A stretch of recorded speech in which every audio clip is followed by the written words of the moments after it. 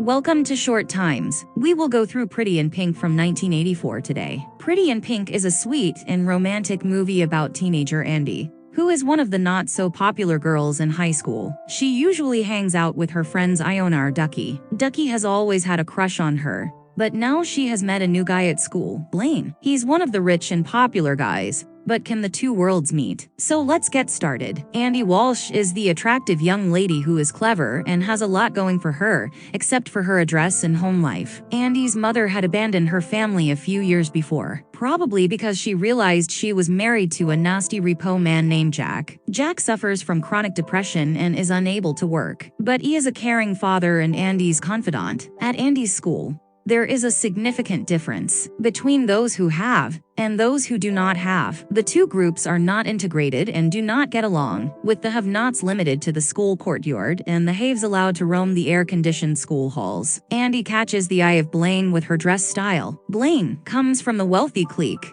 but still drives a crappy car. Andy is hesitant to start a relationship with Blaine because she lives on the wrong side of the tracks. Andy has no shortage of friends. She has a loyal pal and ardent admirer in Ducky. Additionally, Andy works at a record store. Andy's boss at the record store is Iona. Iona is eccentric and likes to assault and degrade her customers, much like employees at Denny's do. When Blaine finally gets the confidence to ask Andy out, she hesitantly accepts despite being greatly attracted. Blaine's friends, especially his best friend Steph, who has Andy on high alert. Steph is a scumbag with money, and Andy has repeatedly rejected his advances because of this. Steph thinks that Andy is stuck-up trailer trash because she didn't just fall over his approaches. The first date between Andy and Blaine is extremely awkward. Blaine is late to start. Let's be honest, though, even for a man, it takes time to look that good. They then attempt to join Steph's party, which has more of a frat party vibe. Andy is treated very poorly by Blaine's pals,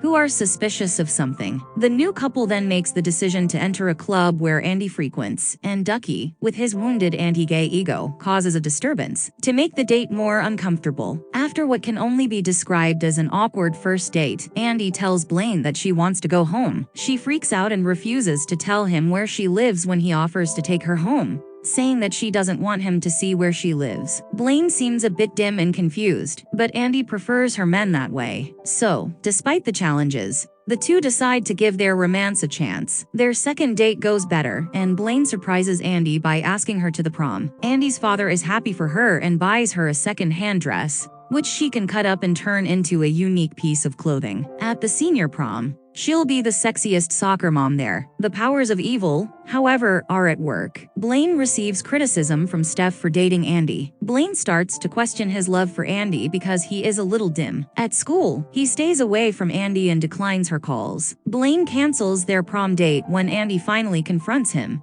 saying that he forgot to ask someone else, which could be true, given how stupid Blaine is. Andy is upset and outraged. Andy makes the decision to attend the prom anyhow, vowing to not let them break her. Ducky, remember him, saves the day and leads Andy into the ballroom, even though she dumped him like a hot potato about the halfway point of the movie. The longest prom song ever has been playing in Blaine's miserable company, while he sulks at a table by himself. He notices Andy as she and Ducky walk in. He approaches her, gives her a sincere apology, tells her he loves her always, kisses her cheek, and then turns to leave. It's quite romantic. Ducky, who has seemingly made a total change, advises Andy to pursue him. They have a passionate kiss as the movie comes to a joyful ending. After she spots him in the parking lot,